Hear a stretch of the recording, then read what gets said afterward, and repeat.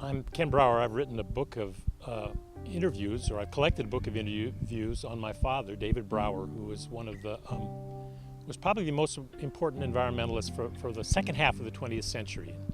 My father was the first executive director of the Sierra Club. He built it from a hiking outfit of 7,000 members to 70,000, in the most powerful environmental organization in the United States.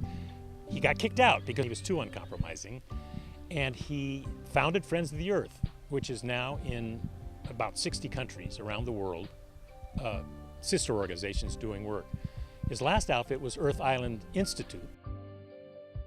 His first big success, where he came to national prominence, was stopping dams in Grand Canyon.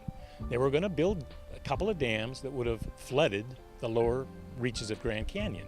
It's hard to believe now, but they were going to do it.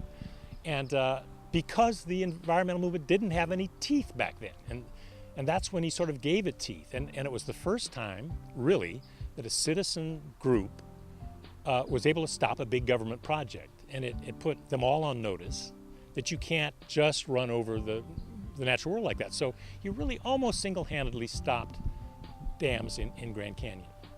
All my interviewees in this book describe my father's influence at the start, and then they go on to talk about what they're doing. So this is an ongoing story.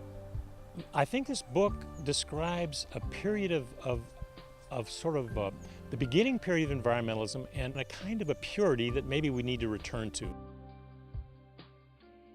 He came early in this movement, and before it was differentiated, before there were anybody with any specialty, so he had to do everything. He was, as I've said, he was only the second full-time employee of the Sierra Club, so he had to be a lobbyist, he had to be a grassroots organizer, he had to be a publisher. He published books. He was a photographer. He was a videographer, except there wasn't any video then.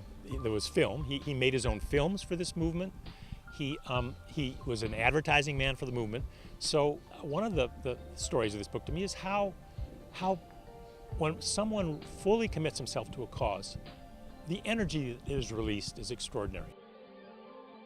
Wildness Within is not going to be a big commercial book, and so we need all the donations we can get to make this happen. I think it's important because I'm prejudiced, but I think my father's dream needs to be kept alive, and it's a kind of religious devotion to this movement that we need to get back again, and your donations will make that possible.